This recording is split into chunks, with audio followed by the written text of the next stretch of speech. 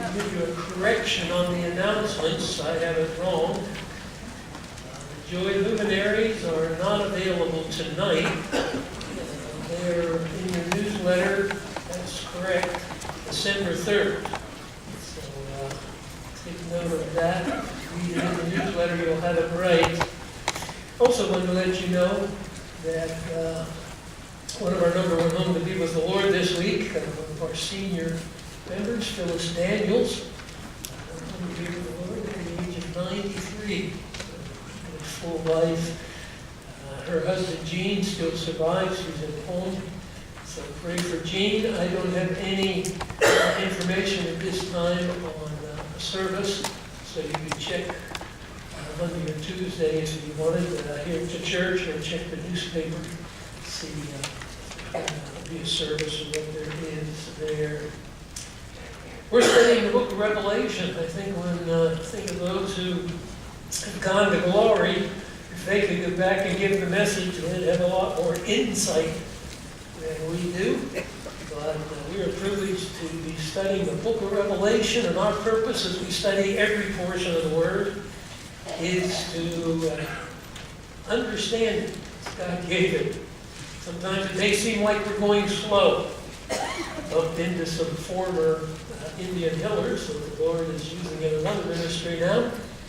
But it was in one chapter church, and they said to me, well, how many verses did you do today? 2 or 3? We're sort of just slowly progressing. But I want to go fast enough that we move along, but not so fast that anyone gets left behind. The Word is rich and full. And the book of Revelation is sometimes greatly misunderstood. As I mentioned, we don't understand everything. There are certain things that we have looked at that we say, well, we don't know for sure here. But basically, God gave it to be understood. We've reminded ourselves of the blessing on those who read, those who hear, and those who heed. And even though most of the book of Revelation is about things that have yet to take place, they are to shape the way we live. Prophecy is not just to satisfy curiosity. Prophecy is to enable us to know and appreciate and understand our God more clearly and fully, and to live in light of what He has said, what He has revealed about Himself, what He has revealed about this world. And He keeps our lives in proper perspective. We're in Revelation chapter 11.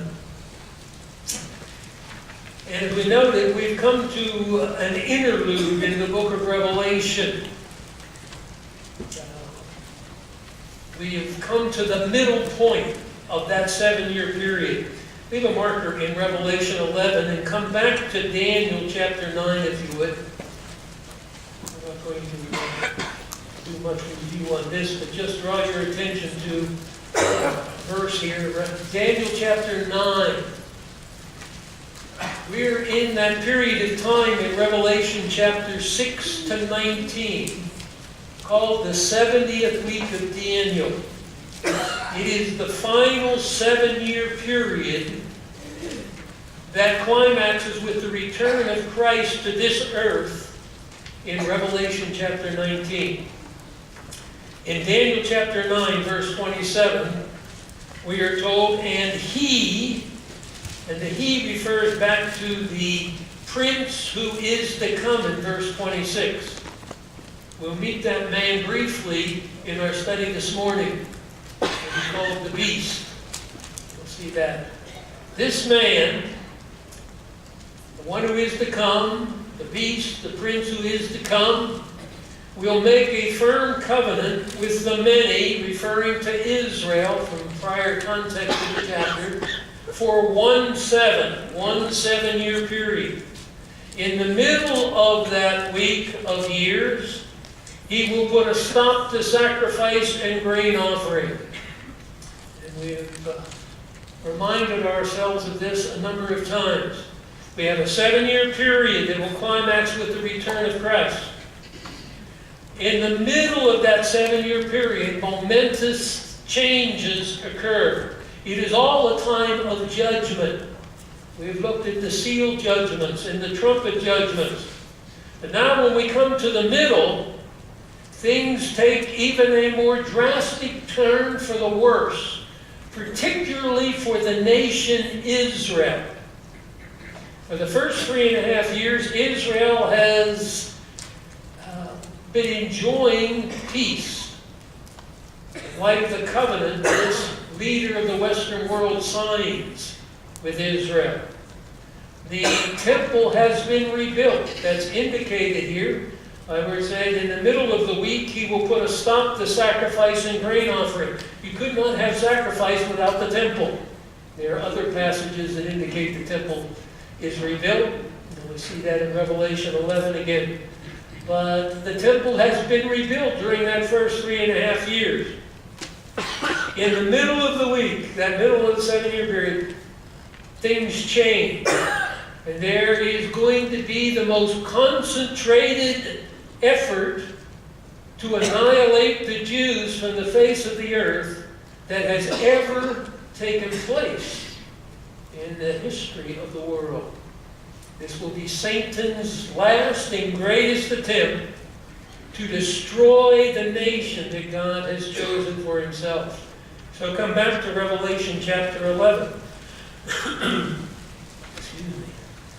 And the chapter opened up, the section we've already looked at, where John is given a vision. And in this vision, he is instructed to measure the temple. And remember, John is writing this about 95 AD. The temple in Jerusalem was destroyed by the Romans in 70 AD. So there has been no operational temple in the city of Jerusalem for 25 years, as John writes this. And he's writing it, remember, from the Isle of Patmos. He's not in Jerusalem. But he's given a vision of a coming temple. And he is to measure that temple and the altar in verse 1, and those who worship in it. We noted and looked at Old Testament passages, this measuring indicates that God will preserve his people, the Jews. The outer court, which is the court of the Gentiles, we looked at the diagram of that, has been given to the nations. The end of verse 2, they'll tread it underfoot the holy city for 42 months. So God promises preservation for his people, and this is going to be in the context when Jerusalem itself is under great pressure. So that's the context. 42 months is the last half of that 7-year period. Great attention going to be given to that in these sections because God is doing two things with this 7-year period. Number one, he is pouring out his wrath and judgment on an unbelieving world. But remember, this 7-year period is part of the 70 weeks of Daniel, which are particularly directed toward the nation Israel and the city of Jerusalem. So that's why they tread underfoot the holy city for 42 months. There has been an artificial peace, if you will, for the first 42 months of that 7-year period. Now everything changes for Israel, and there will be a concentrated attack and attempt to destroy the nation. We've looked at some of the references to this. We'll get more into this when we get into chapter 12 and into chapter 13 of Revelation. So in the series of judgments, we've come to the middle. After the 6th trumpet, which ended chapter 9, that trumpet judgment, the 7th trumpet is the sound. When the 7th trumpet is sounded and the events come, we'll have the 7 bowl judgments, which culminate with the return of Christ to earth. And we have the kingdom. So chapters 10, really through 14, are an interlude, a pause in the flow of that series of judgment, the seals, the trumpets, the bowls, to tell us about events that begin in the middle of that 7-year period and carry to the end. So they'll be telling us a number of things that happen that begin in the middle and go to the end. Because God's intention with this portion of that 7-year period is to finally bring Israel as a nation to salvation, so that will be fulfilled what Romans 11 said, all Israel will be saved. That does not mean every single Jew, and many Jews will die in the persecution. But by the time we get to the end of this 7-year period, the nation as a nation will turn to Christ as their Messiah. So we're told the temple's been rebuilt, but now there is persecution breaking out. And then we saw 2 witnesses raised up by God. In His grace, in the midst of the most terrible judgments the world has seen, and in the midst of the worst time for Israel, God raises up 2 individuals. In verse 3, I will grant authority to my 2 witnesses. They will prophesy for 1,260 days. Again, and some of the ordering of events in Revelation, it may not be as clear. It's clear there are 2 witnesses. They prophesy what their ministry is and the impact of their ministry. Some would put them in the first half of that 7-year period, some in the second half. I'm in the second half. Everybody's agreed, and when I say everybody, I'm only talking about those who take the book of Revelation literally. There's all kinds of views on Revelation once you abandon clear historical grammatical hermeneutics. But even among those who do, some would think the witnesses fit better in the first 3.5 years. One of the things, among others, but for right now, as I've mentioned, are the fact that all other time references refer to the last half. For example, the 42 months at the end of verse 2 refer to the last half. That's when Jerusalem will be under particular pressure from the nations. Down in chapter 12, at the end of verse 6, where Israel will be nourished for 1,260 days. Everyone who takes the Revelation literally refers that to the last half of the tribulation. In verse 14 of chapter 12, Israel is nourished for a time, 2 times, and a half time, drawn from the book of Daniel. Everybody agrees that's referring to the last half. Then when you come down to chapter 13, verse 5, authority is given to this beast, the prince who is to come, for 42 months. Everybody agrees that's the last half. I think it's consistent. All the references, 42 months, 1,260 days, a time, 2 times, and a half time, are referring to the last 3.5 years. So that, along with other things, causes me to think that 2 witnesses are ministering during that last time. And that's when their ministry is really needed. They stand out in a way that they would not at any other time. Because as the world is being destroyed, and as the Jews are under such pressure as the devil attempts to annihilate them, there are 2 men standing in Jerusalem and proclaiming the message of God. And you see something of God's mercy, even in this worst of times, as He calls men to salvation through these witnesses and prophesies of judgment to come. We talked about the 2 witnesses. Their ministry is key. No disagreement here. They have a supernatural ministry as prophets. They are divinely protected, verse 5. We've looked at that. If anyone wants to hurt them or kill them, fire comes out of their mouth. We look back at the similarity of that with Elijah, when the king sent contingents of 50 soldiers to arrest Elijah. He just said, if I'm a man of God, may fire come down from heaven and consume you. That happens repeatedly. So these men have that kind of protection. That's what it means, fire comes out of their mouth. Just like Elijah, when he spoke, he called down fire. They can do other powerful miracles, in addition to what's going on with the judgments that we've seen under the vials, the trumpets that are coming under the bowls. They have the power, verse 6, to shut up the sky, rain won't fall, turn waters to blood, bring plagues on the earth. I mean, we've seen, by the time we get to the middle here, half the Earth's population has been killed. Roughly, we have the population statistics, 3.5 billion people have died. And the worst is yet to come. We spent a little sidetrack to look at the identity of these two witnesses.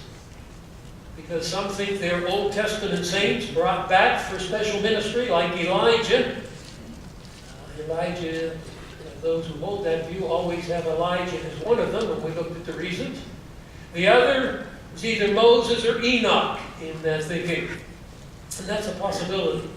The other possibility is they're just two prophetic men God raises up at this time, but have ministries very similar to Old Testament prophets.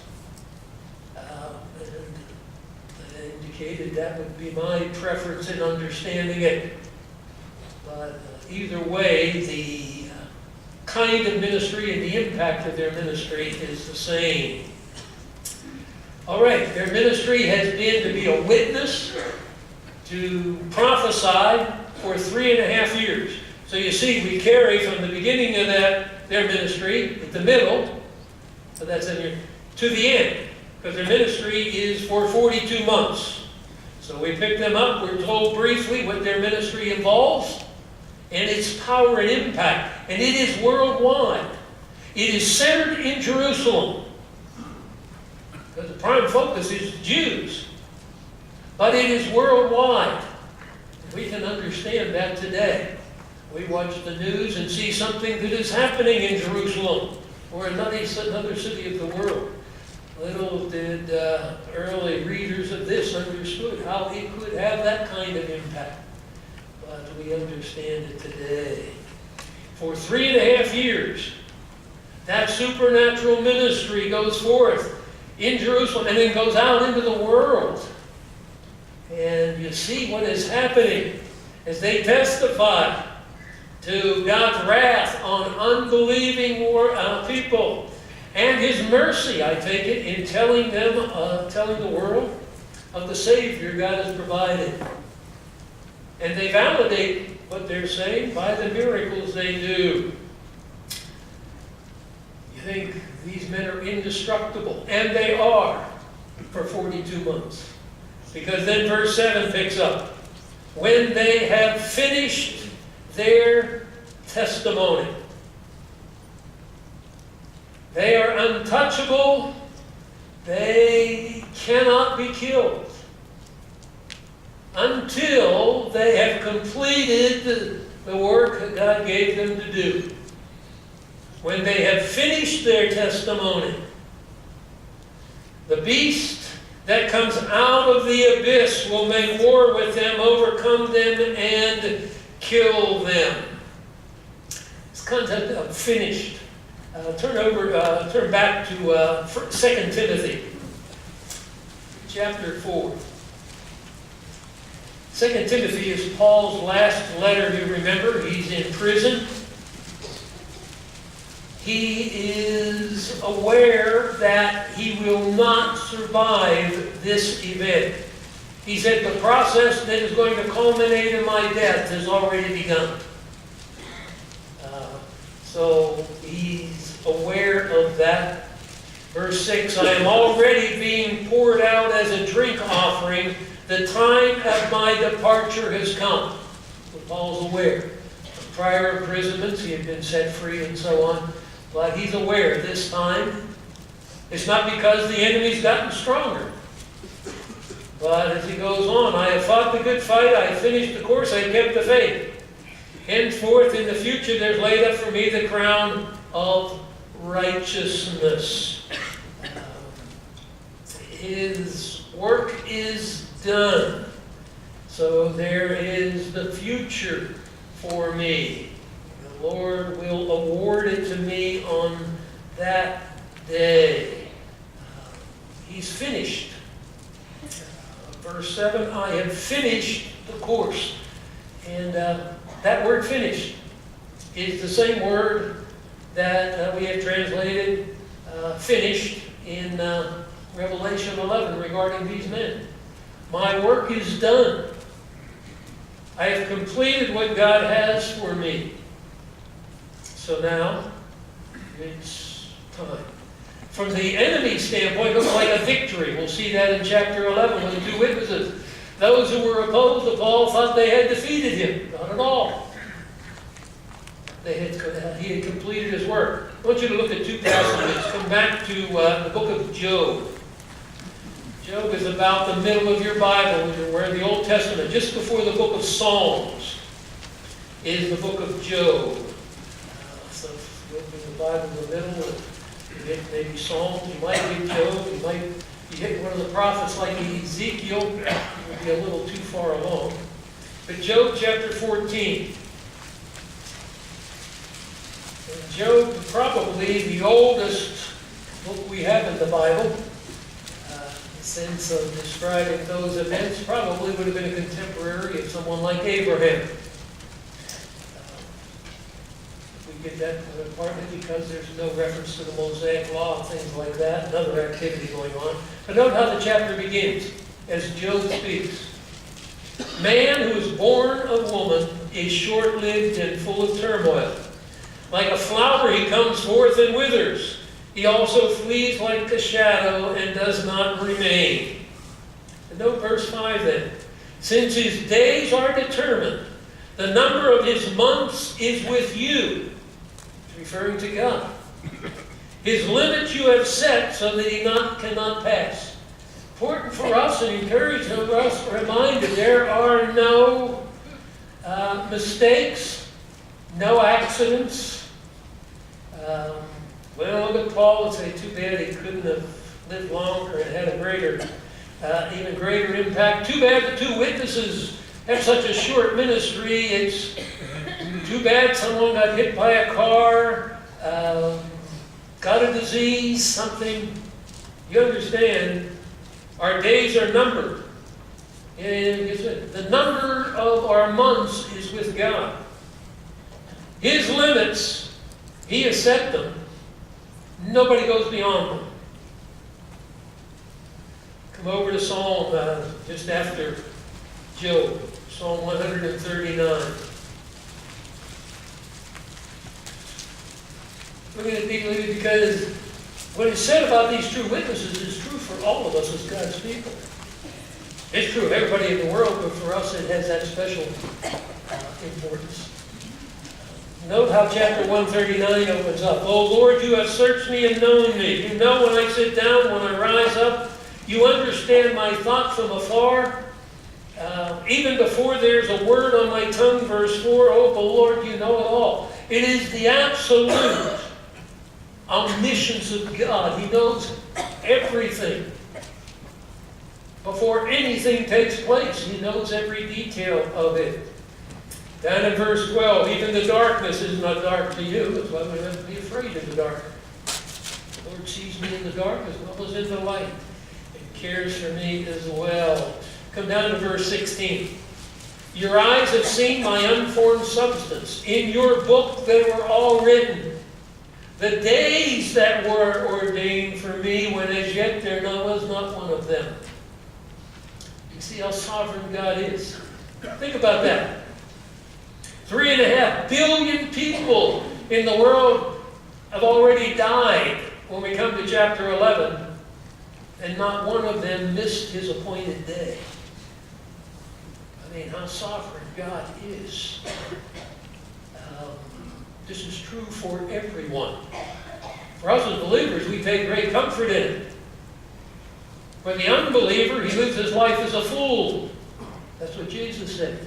You fool, this night your soul will be required of you. And you're not ready. You're not prepared. For us, it's a comfort. There are no mistakes in my life.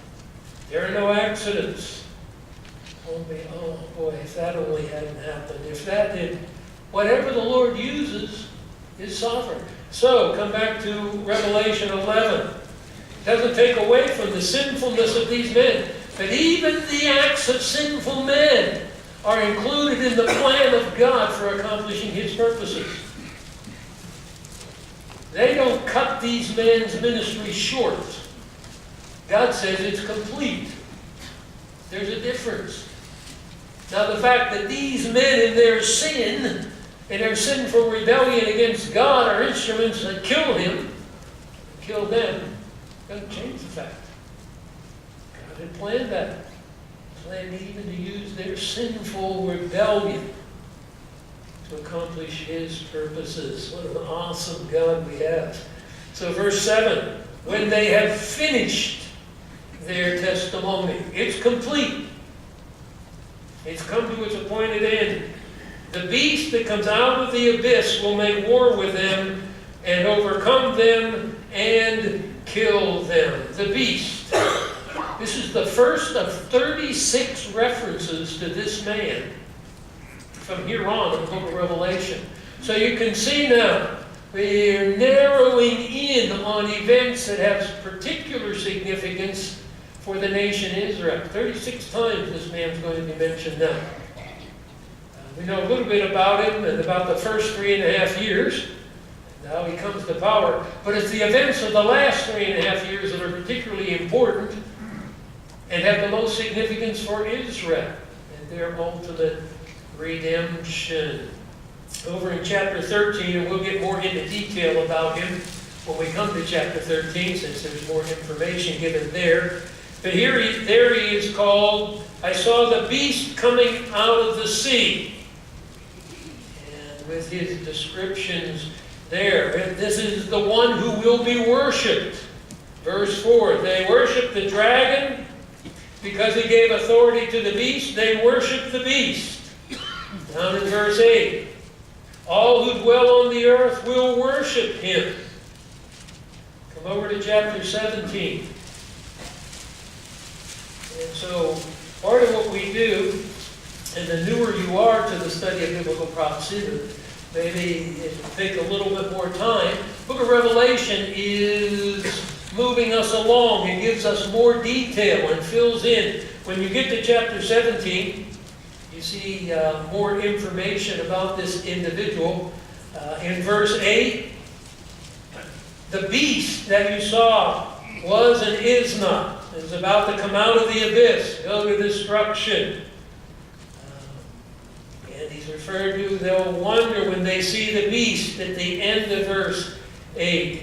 And we have these repeated references to the beast. Down in verse 11, the beast which was and is not is himself an ape. Verse 12, they give, at the end of the verse, their authority to the beast. They have authority, with the beast. They give their power in verse 13 to the beast. Verse 16, the 10 horns which you saw, the beast. So you see that repeated reference, and then there are other ways of referring to him as well. He's the prince who is to come, from Daniel chapter 9. And when we get later in Revelation, I'll put together a list of some of the names for him in the Bible. We can have them on the screen just to remind ourselves of the importance of this individual in future prophecy. Back in chapter 11, verse 7. He's the beast that comes out of the abyss. We'll talk about the possibility of this man's resurrection from the dead in chapter 13. I think the prime reference here, the abyss, is really the place where demons are held, if you remember. So I think what the reference is, this is a man empowered by the devil.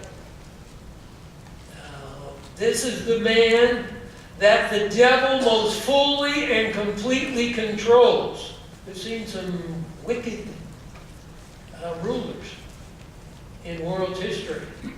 No one has ever seen anything like this man. He's a man endowed with supernatural demonic abilities. So I think the reference here, out of the abyss, may indicate that his power and abilities come from the devil. And that will be referenced. It was touched on. We may not have picked it up in one of the passages we read. It's the dragon who gives him his authority. It was identified in chapter 12 as the devil.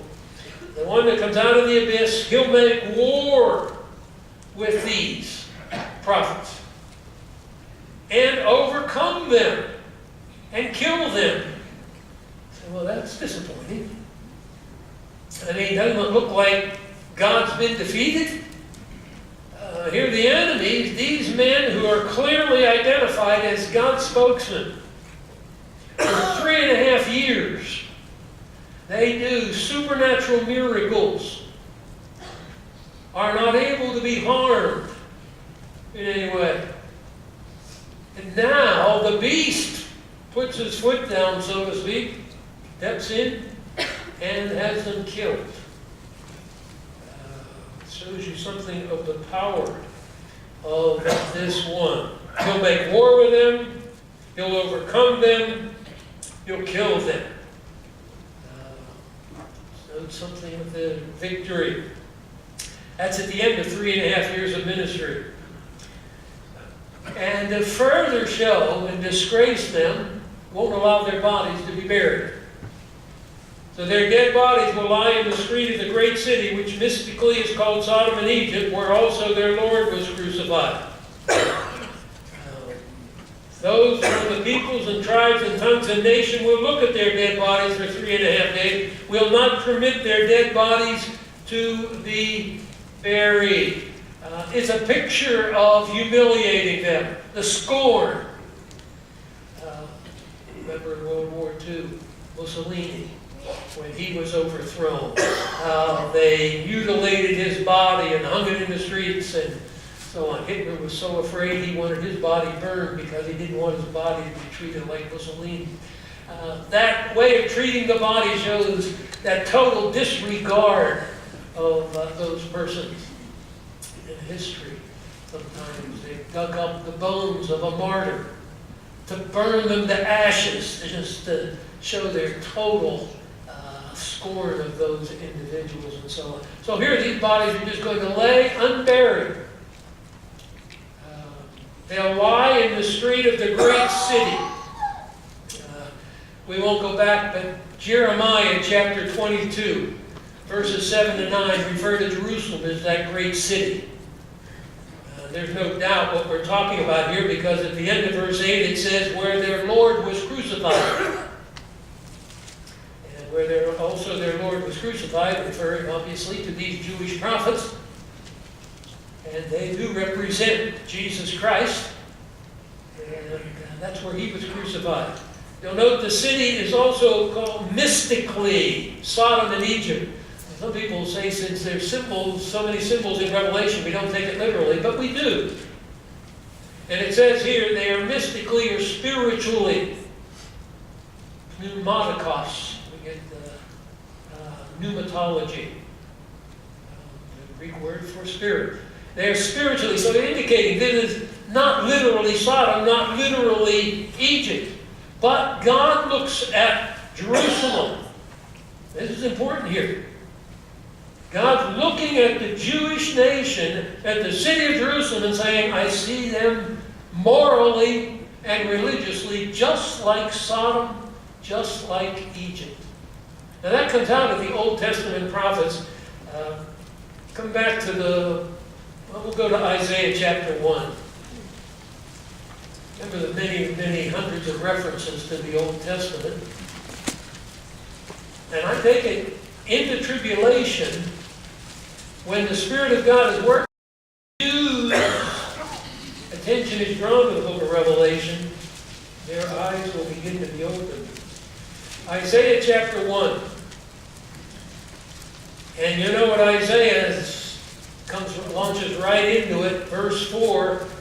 He's told them, Israel, you're worse than an animal. A donkey knows its master. its owner. Verse 3. But Israel does not know. My people don't understand. That's how far off gone they are spiritually. Their whole body is sick. From the sole of the head, foot to the head, top of the head. Your land is desolate, verse 7, and so on. Verse 9. Unless the Lord of hosts had left us a few survivors, we would be like Sodom. We would be like Gomorrah. The only reason that Israel wasn't annihilated was because of God's mercy and grace. Not because they deserved any less severe punishment than Sodom did. So note verse 10. Hear the word of the Lord, you rulers of Sodom. Give ear to the instruction of our God, you people of Gomorrah. What's he go on to say? What are your multiplied sacrifices to me? Quit bringing your sacrifices. Because they come from a heart that is not in submission to me. It's in rebellion. So it's just a sacrilege. You're trampling my courts. I think this fits with where we are in Revelation 11. For 3.5 years, Israel has had its temple operating, but not in faith of the God of Israel and the Savior that has come, their Messiah. So for God, it's just like they're morally and spiritually no better than Sodom and Gomorrah. No better than Egypt. Come over to the book of Ezekiel. We don't have time to look at all the verses that connect these, but come to Ezekiel chapter 16. You're in Isaiah, Jeremiah, and Ezekiel. So we can jump over here. Ezekiel chapter 16. God talks about how he brought Israel to himself, entered into covenant with them, and did all this for them. Then come down to verse 46 in the whole chapter. Now your older, Isaiah 16:49, your older sister is Samaria, who lives north of you with her daughters. Your younger sister, who lives south of you, is Sodom. This is God saying how he sees the northern and southern kingdom. The kingdom of Samaria. They're already been carried into captivity. So you've got two sisters comparing the nation when it divided. The northern 10 tribes. Well, the northern sister. That was Samaria as a captive. 722, that was carted away. Ezekiel's in the time of the Babylonian captivity, as you're aware. He says the southern sister, that's Sodom. Even Judah, after what happened to the northern 10 tribes, didn't get the point. They were continuing in their sinful rebellion against God. They should have learned something from what happened to their sister in the north. Verse 47. Yet you have not merely walked in their ways or done according to their abominations, but you acted more corruptly.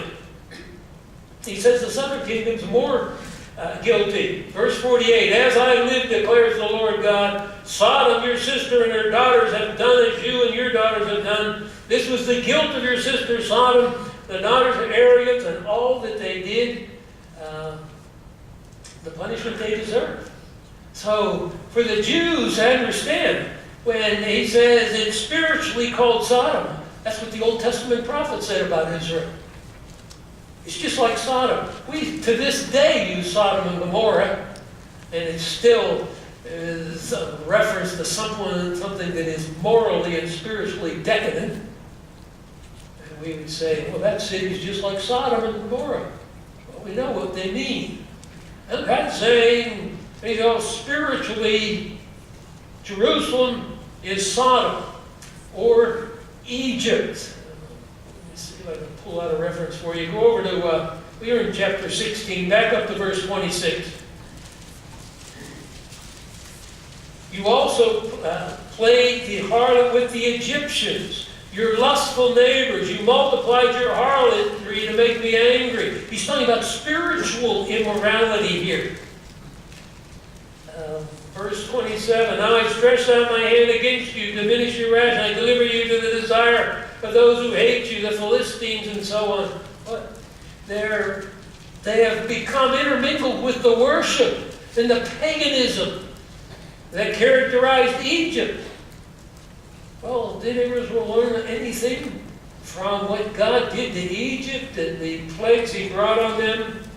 So we could go over to Ezekiel 23, but we won't. If you go over to Ezekiel 23, you'll see in that chapter God is comparing Israel's unfaithfulness to the spiritual condition of Egypt. And their unfaithfulness because they became involved with the worship practices of the Egyptians. I mean, that's spiritual harlotry. So here when we come to chapter 11 and verse 8, and these prophets for 3.5 years of ministry, now they lie dead in the streets of Jerusalem. And that great city, which is spiritually recognized as Sodom and Egypt, they have been morally and religiously corrupted, in spite of the fact, just like Old Testament, they learned nothing. You could have the temple in existence for 3.5 years. It's been pagan worship. Totally unacceptable to God. So, verse 9. Those from the peoples and tribes and tongue and nations will look at their dead bodies for 3.5 days. They ministered for 3.5 years. Now for 3.5 days, a day for each year. Their bodies lay there. They're not allowed to be buried. Why? So the beast can gloat and show the world his power.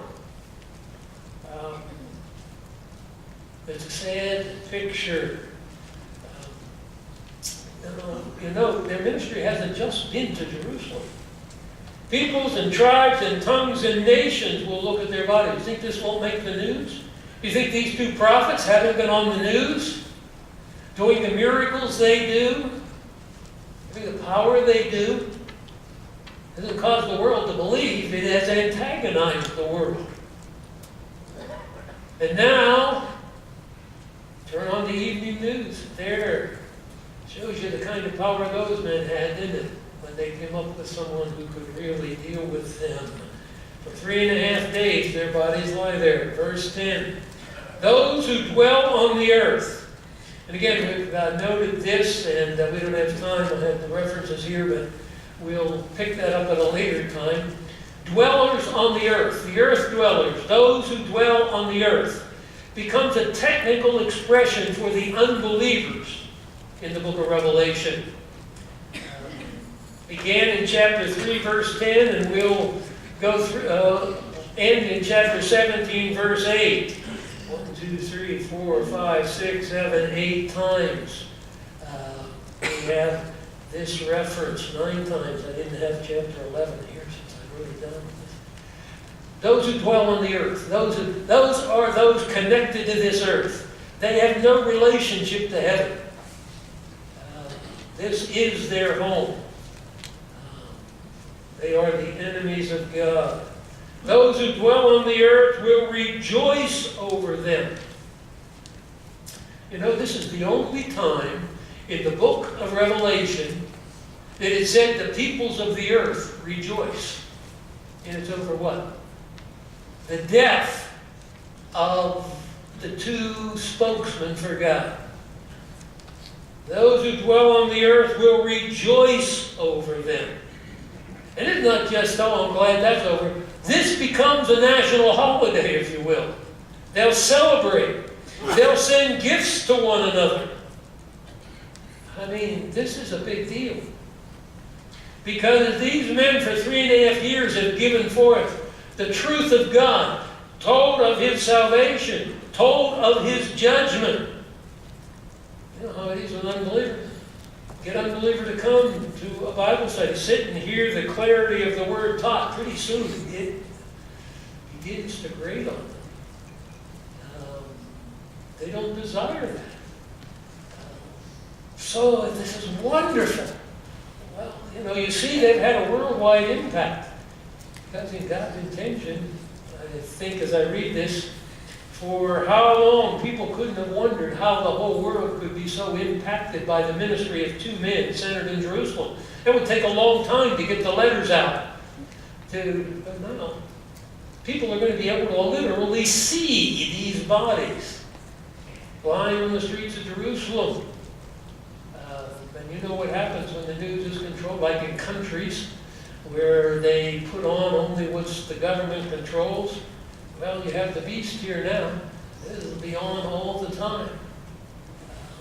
They're dead. They're lying in the street. You know why? They rejoice because these two prophets, the end of verse 10, tormented those who dwell on the earth. They tormented them. The truth of God does that. Come back to Kings. Come back to 1 Kings chapter 18. This is about Elijah. And since we've connected to Elijah and saw similarities with these two prophets, come back to 1 Kings chapter 18. And just bear with me, I'll find it. 1 Kings chapter 18. Now here's when Ahab the king, remember Ahab's married to the infamous Jezebel? Elijah has to carry on a ministry in that kind of context. When Ahab saw Elijah, Ahab said to him, "Is this you, you troubler of Israel?" See what Elijah was to unbelieving Israel? He was a cause of trouble. Here's someone to be eliminated. Elijah says, "I have not troubled Israel, but you and your father's house have. You've forsaken the commandments of the Lord, you've followed the Baals." This is going to be that well-known conflict with Elijah and the prophets of Baal, and the end that they meet. Over in chapter 21, while you're here, verse 20. Ahab said to Elijah, "Have you found me, O my enemy?" And Elijah answered, "I have found you because you have sold yourself to do evil in the sight of the Lord." You see, the conflict is there. That's what's going on in the world. And as these two continue their ministry, wants to shut them up. But they can't. I remind you, we are not prophets. We're not serving in this particular time, but we are representing the living God in the time in which He's placed us. Like Scripture says, we are lights in the darkness. And Jesus said, if they have rejected me, they'll reject you. He said, the world will hate you because it hates me. I say this because we forget. Somehow we live in an environment that is somewhat comfortable. We gather here, we're not afraid somebody's going to storm through the door and drag us out and burn us at the stake or something. Pretty soon the church and the people of God begin to get comfortable and think, well, the unbelievers aren't so bad, and we want to be careful we don't become antagonistic. And so soon the church is not presenting the clarity of the word because it antagonizes people. And they think we're narrow. They think we're the only ones that are right. And hey, why don't you do good things? So we'll start to pick up social programs because the world does that, and that's what people like. And so the church ought to be more like the world. And the world never compromises. The unbeliever never compromises. The pressure is on the believer. Tone down the truth. You can talk about God. You can talk about His love. You don't always have to be talking about sin. You don't have to be talking about hell. You don't have to be talking about judgment. You don't have to constantly be saying there's only one way, so everyone else is wrong. In other words, you don't have to be a witness for the living God. The compromise we make is be like us. Israel thought they were going fine. They think they've got a good compromise going during the first 3.5 years of the church. God looks at them as His become like Sodom and Egypt. Oh, I said we don't want to get discouraged. We don't have to be rude. We don't have to be belligerent and with all the things that people say. But if we don't give them the truth, we try to hide as believers because it's easier to get by if you just hide. Keep your mouth shut. Do your work.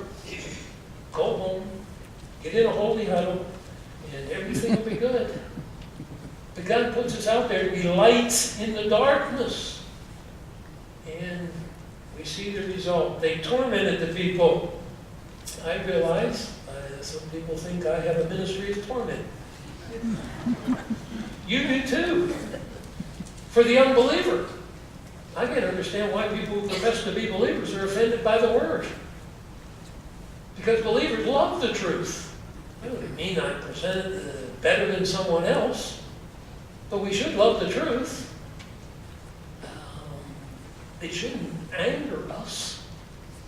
You know, when something upsets me when they teach it from the Word, I say, well, why am I upset with the way they said it? Am I upset with what they said? Or am I upset with the God who said it? And they passed it on to me, and I don't like it. Well, then I've got to adjust. So they tormented. I had a number of passages on that, as you can imagine, but we have another hour to go, so we don't have time for that. Let's move on. Verse 3. But after 3.5 days, the last chapter's not been written. After 3.5 days, the breath of life from God came into them. They stood on their feet. Great fear fell upon those who were watching them. I heard a loud voice from heaven saying to them, "Come up here." They went up into heaven in a cloud, the cloud. Their enemies watched them. You know, the unbeliever doesn't have the last word. Death is not the last word. God's people are always victorious. And here, God with grace appears. They have testified of salvation in the Son of God who was crucified and raised from the dead at Jerusalem. That was where the Lord was crucified. Remember at the end of verse 8. And now to see the power that raised Christ from the dead raises them from the dead. The enemies are watching. I take it people in Jerusalem. There are probably crowds there. Now with television, you can broadcast it around the world. In that hour there was a great earthquake. A tenth of the city fell. 7,000 people were killed in the earthquake. The rest were terrified and gave glory to the God of heaven. Another reason why I think these witnesses may be witnessing in the last 3.5 years. We've picked them up, their ministry, and said they would minister in Jerusalem for 42 months, after which they are killed, they're raised from the dead. We're getting on the brink of the return of the Lord here. And so the rest were terrified and gave glory to the God of heaven. I think may be referring to what Romans 11 says, thus all Israel will be saved. The combination of everything's gone on over this 42 months with these judgments poured out by God, with the intensity of the persecution of the Jews. And now this miracle that reminds the Jews of their death of their Messiah and his glorious resurrection. At any rate, there are people saved here. They give glory to God. Since this is about Israel, I would think that a number of those might be the Jews. Now we go back and pick up where we were, just as a break here before we summarize. The second woe is past. Behold, the third woe is coming quickly. That takes us back to the end of first chapter 8, verse 13. An eagle flying said, "Woe, woe, woe to those who dwell on the earth because of the remaining blast of the trumpet." The 3 angels were about to sound. So we had the sounding of the next 3 angels, the 5th angel, the first woe, the 6th angel, the second woe. Then we have a break. Now we pick up. The third woe is coming quickly. We're going to have the sounding of the seventh trumpet in verse 15 of chapter 11. But then we're going to have another pause. And really, we won't get the content of that trumpet until we get to chapter 16. God unfolding His purposes. Let me just summarize with you quickly. We'll put these up on the screen for you. What we've covered. Number one, God's servants are protected until their work is done. You are immortal in human life. You can't die until God says, now's the time. And that time was ordained for Him. We're not fatalistic. We believe a personal God is sovereignly working and controlling. But there are no accidents, there are no mistakes. God's servants are protected until the work is finished. And we saw God has planned and ordained for His purposes the life of each one. Secondly, God's servants are hated by Satan's servants.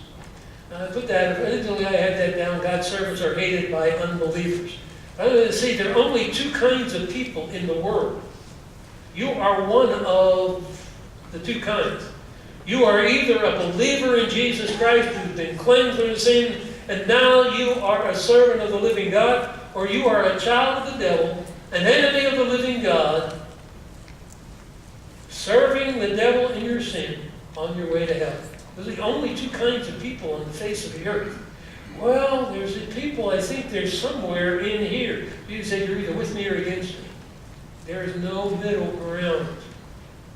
God's servants are hated by Satan's servants. That doesn't mean the hatred is always as overt. But the more open you are in your testimony, probably the more people will have strong feelings about you. Number three, Israel has been in persistent rebellion against God.